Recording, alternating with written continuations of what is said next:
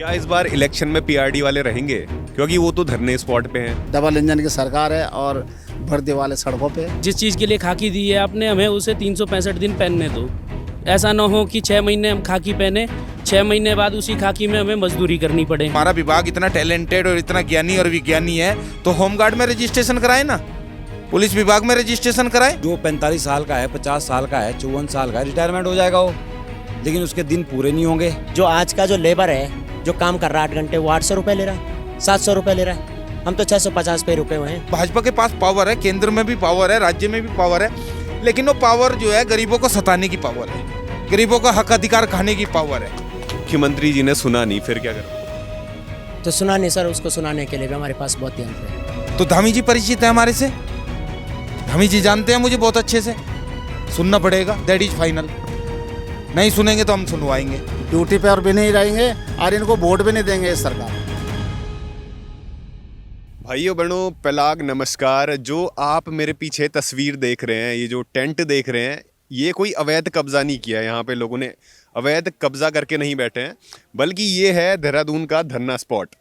और आप देख सकते हैं, बारी बारी मैं गिनाता हूँ यहाँ से 1 2 3 4 टेंट हैं और 4 अलग अलग विभाग यहाँ पे धरना दे रहे हैं। पहले नरसिंह एकता मंच, तो अब शायद लगभग ये परमानेंट हो गया है यहाँ पे। फिर उसके बाद आईएएस अधिकारी भी जुड़ गए गैरसैंण की मांग को लेकर। अब जो प्रांतीय रक्षा दल है, पीआरडी है, देखो चुनाव आने वाले हैं, प्रांतीय रक्षा दल की ज़रूरत है, लेकिन प्रांतीय रक्षा दल की जो है चुनाव नहीं होगा, वो धरना स्पॉट पे बैठे हुए हैं।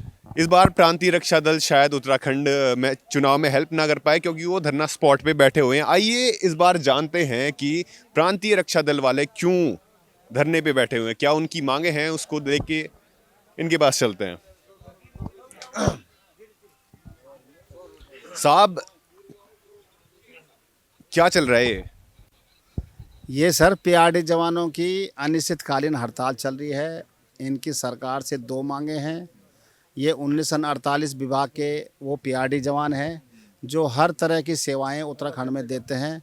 ये हर मोर्चे पे खड़े रहते हैं। सरकार के विभाग के दिशा निर्देशों पे ये अपना कार्य पूर्ण संतोष ढंग से करते हैं, संतोषजनक करते हैं, निष्ठावान भाव से करते हैं, बिना मूलभूत सुविधा के अल्प वेतन में और लंबे समय तक 12 घंटे 15 घंटे तक काम करते हैं। जैसे कोई भी दिक्कत होती है प्रदेश में, धरना वरना होता है, तो वहाँ पे पीआरडी वाले रहते होंगे, पुलिस वाले रहते होंगे, ठीक है। अब पीआरडी वालों को, पुलिस वालों को ही धरना करना पड़े, तो क्या सही दिशा में जा रहे हैं? ये तो प्रदेश सही दिशा में जा रहा है या नहीं जा रहा है, या डबल इंजन की सरकार है, या आप समझ सकते हैं। आप तो खुद ही मीडिया के आप जो हैं कि इससे उसके चौथे स्तंभ माने जाते हैं। आप खुद ही देख रहे हैं क्या हालात हो गए देश की। डबल इंजन की सरकार है और भर्ती वाले सड़कों पे। इससे ज़्यादा क्या दुर्भाग्य हो सकता है। तो क्या इस बार इलेक्शन में पीआरडी वाले रहेंगे, क्योंकि वो तो धरने स्पॉट पे हैं? देखो, मन तो ये बनाया है कि अगर सरकार इनके लिए कुछ सोचती नहीं है तो मन बना रखा ड्यूटी पे और भी नहीं रहेंगे और इनको वोट भी नहीं देंगे इस सरकार को। दोनों मन बनाए हैं, ड्यूटी भी नहीं करेंगे और साथ साथ 4 धाम यात्रा भी अगले महीने शुरू होने वाली है, उसमें भी ड्यूटी भी नहीं देंगे और इनको वोट देने का भी बहिष्कार करेंगे। दोनों चीज़ों का बहिष्कार होगा। कब से बैठे आप यहाँ पे? हम 18 तारीख से बैठे हुए हैं और कल परसों हमने मुख्यमंत्री आवास कुछ भी करा था। और हमारा माननीय मुख्यमंत्री जी से यही कहना है कि हम भी खाकी वर्दी के जवान हैं पीआरडी के, और हमारे लिए ऐसा ना करा जाए कि हमें सड़कों पे उतरना पड़े। और अगर आप हमारी मांगे जल्दी से जल्दी मानते हो तो हम अपनी ड्यूटियों पे चले जाएंगे, जहाँ भी थाने चौकियों में जिनकी ड्यूटी है या ट्रैफिक में ड्यूटी है, वहाँ अपने व्यवस्थाओं में चले जाएंगे जहाँ जिसकी ड्यूटी लगी है। पीआरडी भी तो पुलिस का ही हिस्सा है, फिर पीआरडी को इतना सम्मान क्यों नहीं दिया जाता? यही सोचने वाली बात है कि एक पीआरडी जवान को वो सम्मान खाकी का क्यों नहीं दिया जा रहा जो एक पुलिस वाले को दिया जाता है। क्योंकि उसी खाकी वर्दी में मैं खुद विधानसभा सत्र में ड्यूटी कर रहा हूँ मजिस्ट्रेट साहब के साथ। तहसीलदार साहब वो विकास नगर में थे उस समय, तहसीलदार साहब देव साहब, तो हम भी उनके साथ गए थे, साहब के साथ ड्यूटी में थे। और आप एक चीज़ सोच सकते हो, वही अगर एक पुलिस वाला होता उन्होंने भी वही काम करना था कि साहब की सुरक्षा में रहना था, साहब के साथ रहना था। हमने भी सेम वही काम करा, बल्कि रात को भी दिन में भी जब भी साथ रहना पड़ा साहब के, हम साहब जब खड़े रहे तो हम भी खड़े रहे साहब के साथ साथ जहाँ जहाँ हुआ। तो यही थोड़ा सा हम सरकार को ये कहना चाह रहे हैं कि हमारे साथ अगर सौतेला व्यवहार ना करे सरकार तो उतना बढ़िया था, सरकार के लिए भी उतना ही अच्छा रहेगा और हम जवानों के लिए भी। ये मानो कि ये कैमरे में देश के प्रदेश के मुख्यमंत्री जी आपको देख रहे हैं, धामी जी देख रहे हैं, तो क्या सुझाव देना चाहोगे उनको? हम माननीय मुख्यमंत्री जी को ये सुझाव देना चाहते हैं कि हम जवान हैं, हम सरकार के हैं, सरकारी जवान हैं, हमें सरकार अपना जवान बोलती है तो अपना जवान को इस तरीके से सड़क पे ना उतरने दे। हमारी मांगे अगर हम 18 तारीख से पहले भी हमने कई ज्ञापन पहले भी भेजे थे, वैसे भी अपनी मांगे पहुंचाई थी कि हमारी ये मांगे है जो हमें ज़रूरत बहुत ज़रूरतमंद चीज़ें है। हम सरकार से कुछ वैसी मांग नहीं कर रहे, हम सिर्फ ये मांग कर रहे हैं कि हमें रोज़गार दो। जिस चीज़ के लिए खाकी दी है आपने, हमें उसे 365 दिन पहनने दो। ऐसा ना हो कि 6 महीने हम खाकी पहने, 6 महीने बाद उसी खाकी में हमें मजदूरी करनी पड़े। तो ऐसा ना हमें अच्छा लगेगा, ना हमारी सरकार को अच्छा लगेगा, ना हमारे माननीय मुख्यमंत्री जी को अच्छा लगेगा। पुलिसकर्मी की कमी है उत्तराखंड में, कितनी कमी है पुलिसकर्मियों की, और पीआरडी वाले कैसे हेल्प करते हैं? देखो, पुलिस वालों की कमी भी है बहुत, और जगह जगह मान लो कि यात्रा चलेगी, यात्रा में हमारे पीआरडी रहेंगे, और कुंभ ड्यूटी चलेगी इनकी, कुंभ में हमारे 2-2, 3-3, 4-4, 5-5 हज़ार जवान बुलाए जाते हैं। तो जब 6 महीने के लिए कोविड काल में जिस टाइम आदमी का ऐसी हालत थी कि आदमी अपने घर से बाहर नहीं निकल रहा था, उस समय 650 भी नहीं था, हमें 570 रुपये समथिंग मिल रहा था। उस 570 रुपये के लिए हम घर से बाहर निकलते थे और सड़कों पे हमने ड्यूटियाँ करी, अपनी जान को बिल्कुल अपनी जान की परवाह न करते हुए हमने ऐसी ड्यूटियाँ करी। तो आज भी अगर ये सरकार हमारे बारे में नहीं सोचती है तो हम माननीय मुख्यमंत्री जी को यही कहना चाह रहे हैं कि हम देखो अपने घर परिवार को, बीवी बच्चों को, माँ बाप को, सबको बुला रहे हैं और सबको बुलाएंगे। आप अगर मांगे पूरी करते हो तो आपके स्वागत के लिए है कि हम परेड ग्राउंड में ही आपके स्वागत में सब खड़े रहेंगे विद परिवार, और अगर आप हमारी मांगे पूरी नहीं कर रहे हैं तो हम धरने के लिए पूरे परिवार सहित आपके दरवाजे पे आने के लिए तैयार हैं। तो दोस्तों, प्रदेश में, उत्तराखंड में पुलिस कर्मियों की बहुत ज़्यादा किल्लत है, बहुत ज़्यादा भर्तियां होनी है, और पीआरडी जो जवान होते हैं वो उनकी कमी को पूरा करते हैं। जैसे महाकुंभ, कुंभ की, अर्धकुंभ की व्यवस्थाएं होती हैं, परेड ग्राउंड में कोई भी मेले वेले होते हैं, या फिर जो ये प्रोटेस्ट वगैरह होते हैं उन पे अपना योगदान देती है यात्रा वात्रा। भैया, आपने अभी भी टी शर्ट पहनी हुई है, बताओ क्या बताना साहब, पूछो। जो चल रहा है। ये तो सर पीआरडी का अनिश्चितकालीन धरना प्रदर्शन चल रहा है, और ये इसलिए चल रहा है, ये सरकार की आप नाकाम। कब से हैं नौकरी में? हम 2021 से हैं। 2021 से। जी, और आपकी मांग ये है कि आपको परमानेंट कर दिया जाए। हमारी मांगे सिर्फ 2 ही मांगे। अगर मुख्यमंत्री जी ने सुना नहीं, फिर क्या करोगे? तो सुना नहीं सर, उसको सुनाने के लिए भी हमारे पास बहुत यंत्र है। यदि हमें आजमाने पड़ेंगे तो सब बहुत सारी चीज़ें हैं कि हम उसके माध्यम, हमारे पास ये है कि हम फैमिली सहित पूरा क्या बोलते हैं आपका देहरादून शहर को चक्का जाम कर देंगे। लोगों को परेशानी आएगी। सरकारी जो हमारे विभाग है जहाँ जहाँ हम ड्यूटियाँ करते हैं वहाँ पर तालाबंदी कर देंगे, और क्या होगा, कार्य का बहिष्कार कर देंगे। ये तो कर सकते हैं। ये गलत नहीं है, आम लोगों को दिक्कत आ रही है क्योंकि जो सरकार है वो अपना काम सही से नहीं कर रही। आप तो सही से कर ही रहे हैं। हम कर रहे हैं सर, तो सरकार को भी सोचना चाहिए ना। यदि हम उनके प्रति 100% अपना दे रहे हैं तो सरकार को भी सोचना चाहिए कि 99% हमारी तरफ। धामी जी कैसा काम कर रहे हैं? तो धामी जी तो सर काम नहीं कर रहे हैं। यदि धामी जी काम करते तो यहाँ थोड़ी बैठे होते, अपनी ड्यूटी पे होते। अभी इलेक्शन आने वाले हैं और आप धरने पे हैं, आपकी ज़रूरत है, मांगे हैं, और तमाम यहाँ पे जैसे नरसिंह एकता मंच हो गए, गैरसैंण को राजधानी बनाने के लिए सब जवान, किसान और जितने भी योगदान देने वाले सब तो धरने पे बैठे हुए हैं। तो सर वो भी सरकार को ही सोचना चाहिए। यदि आगे आने वाले आपके जितने भी 2027 के चुनाव हैं, रैलियाँ होनी है, और क्या बोलते हैं यह भी 27 में कुंभ होना है, और परीक्षाएं होनी है, इलेक्शन ड्यूटियाँ होनी है, हम उसका भी कार्य बहिष्कार करेंगे।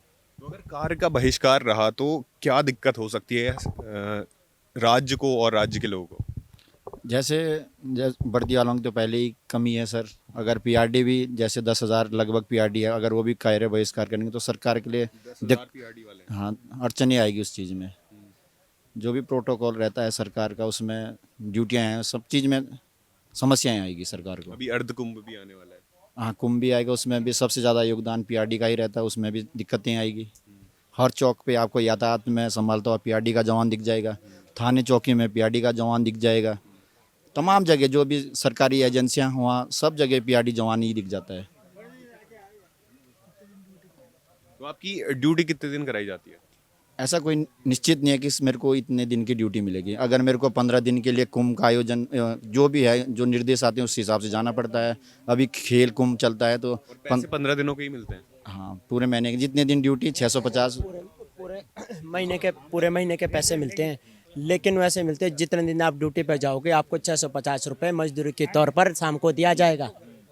मजदूरी के तौर पे हाँ, यदि हम इलेक्शन ड्यूटी में काउंटिंग ड्यूटी में एक दिन जा रहे हैं तो 650 जो हमारा रोजगार है, शाम को जो हमें दिहाड़ी मजदूरी मिलती है वो 650 ही मिलेगी, दूसरे दिन नहीं मिलेगी जब हम घर पे बैठे रहेंगे। अगर महीने में 2 दिन बुलाया तो 2 ही दिन की 1200। दिन की मिलेगी जी, 2 दिन की मजदूरी मिलेगी हमें। 650 तो बहुत कम है। ये ना, यदि जो भारत सरकार का 2026 का श्रमिक वो आका गया है वो 783 रुपये मिनिमम है, 700 न्यूनतम मजदूरी दर है वो। तो सरकार खुद ही उल्लंघन कर रही है उसका। तो उसका उल्लंघन ही तो हो रहा है सर। जो आज का जो लेबर है जो काम कर रहा है 8 घंटे वो 800 रुपये ले रहा है, 700 रुपये ले रहा है। हम तो 650 पे रुके हुए हैं। हम कौन से परमानेंट हुए, कौन से गवर्नमेंट हम? कोविड के दौरान सर इतने पीआरडी जवानों ने, इतने पीआरडी जवान थे कि आप क्या बोलते हैं सड़कों पे उतरे थे, हॉस्पिटलों में ड्यूटी की है, यहाँ बाकायदा उनके लेटर अलग से उनके क्या बोलते हैं सर्टिफिकेट दिए गए हैं। आप उनके लिए भी कुछ नहीं सोचे, उसके दौरान भी उन्हें कुछ नहीं मिला। वो आज तक नहीं पैसे मिल रखे आधे लोगों को। बस फूल बरसाए गए। फूल बरसाए गए जी, वो अभी हम पे नहीं बरसे होते, पता नहीं किस पे बरसे। हम पे बरसते सर तो यहाँ थोड़ी बैठे होते। सर आप नेताजी की फोटो लेके बैठे हैं। जी बिल्कुल, इन्हीं के बदौलत हम आज यहाँ पे खड़े हैं, क्योंकि ये जो विभाग है कन्फर्म विभाग है 1948 का। देखिए सर, अगर एक माँ के 2 बच्चे होते हैं तो माँ का प्यार तो सभी के लिए बराबर दिखता है ना। ऐसे ही कुछ हमारे साथ अन्याय हो रहा है इस प्रदेश के अंदर। हमारा कन्फर्म विभाग होते हुए भी 1948 का कन्फर्म विभाग है हमारा, और हमारे साथ में 1962 में होमगार्ड अलग हुआ, 1975 में पीएसी बनी, लेकिन होमगार्ड को समान कार्य समान वेतन मिल रहा है। लेकिन पीआरडी आज जहाँ पहले थी वहाँ के वहीं रुकी है।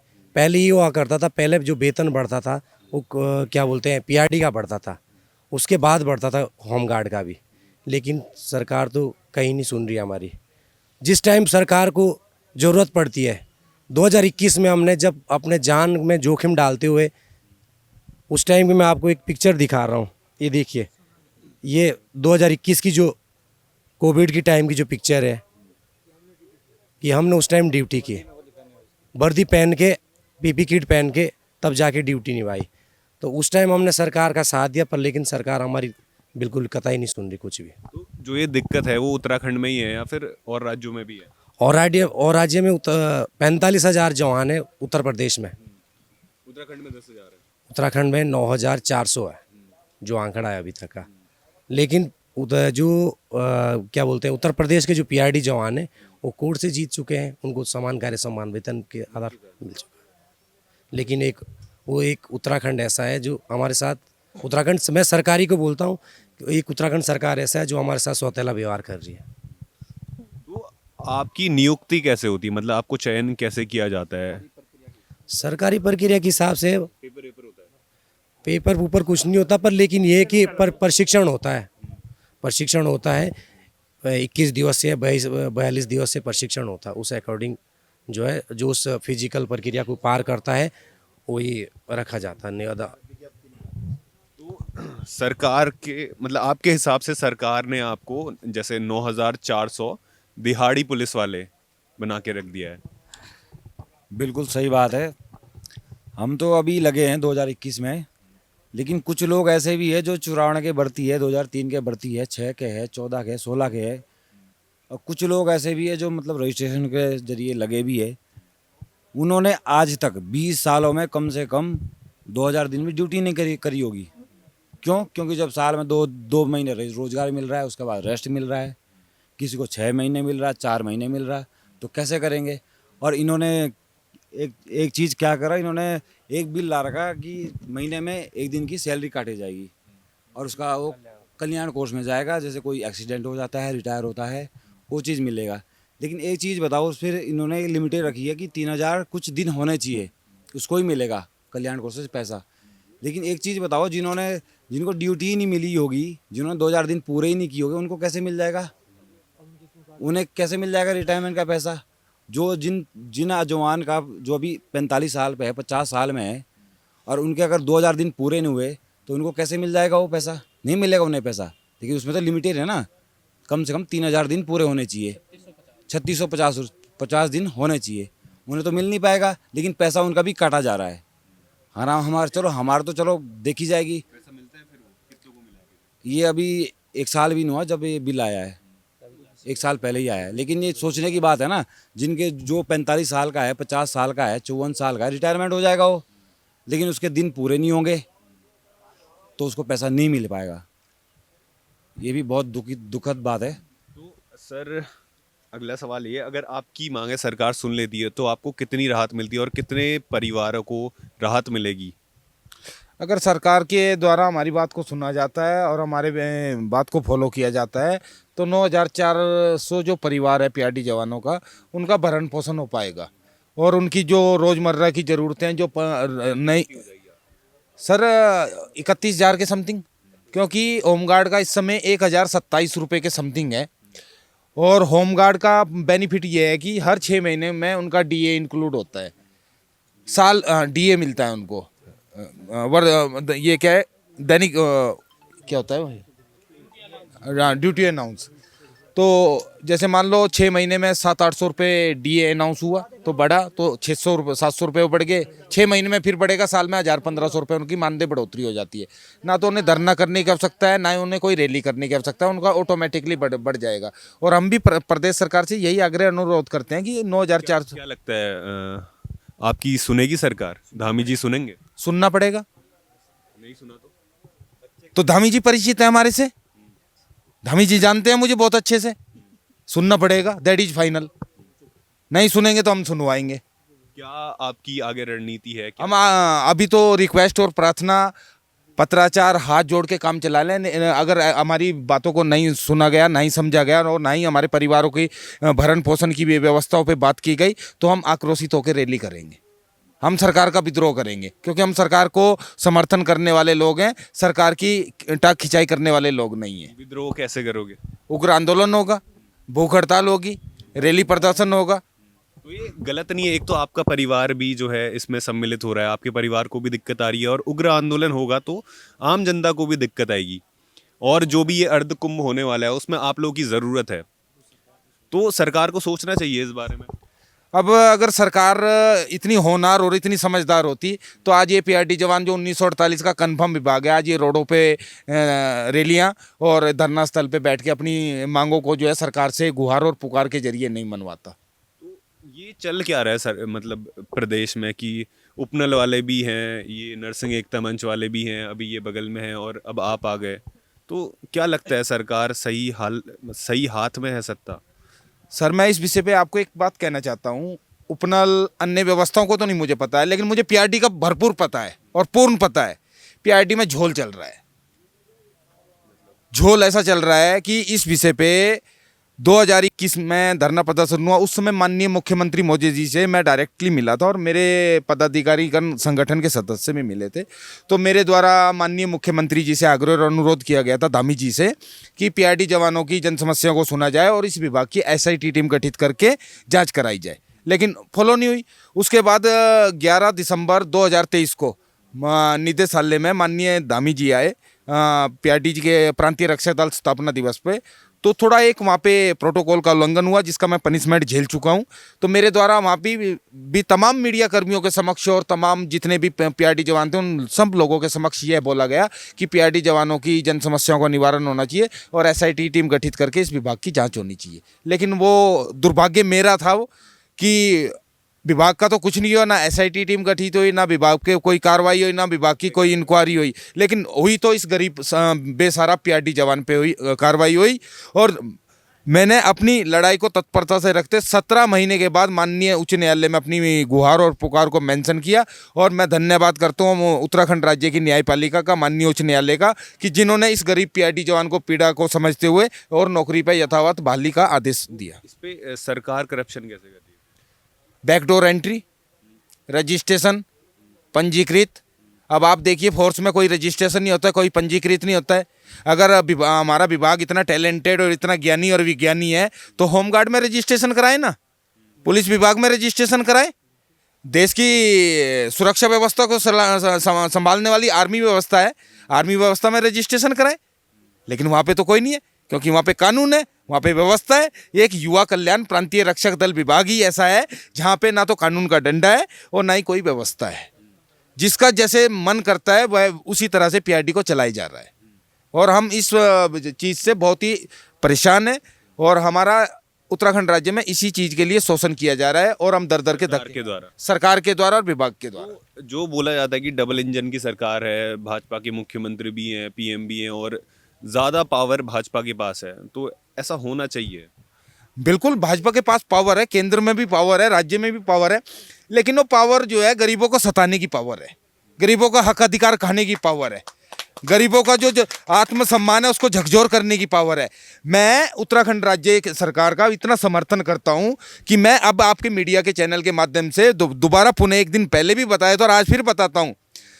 विकासनगर विधानसभा क्षेत्रीय विधायक मुन्ना सिंह चौहान, बालूवाला ग्राम सभा और पोलिंग बूथ बालूवाला ग्राम सभा और पर्ची नंबर 420 माननीय धामी जी के पास पावर है, प्रदेश सरकार है और माननीय विधायक जी के पास पावर है। एक बार इस 420 पर्ची की बालूवाला ग्राम सभा की जांच करा ले कि ये सुनील लखरवाल ने वोट किसको दिया है। दूध का दूध पानी का पानी हो जाएगा कि मैं इस सरकार का कितना समर्थन करता हूँ।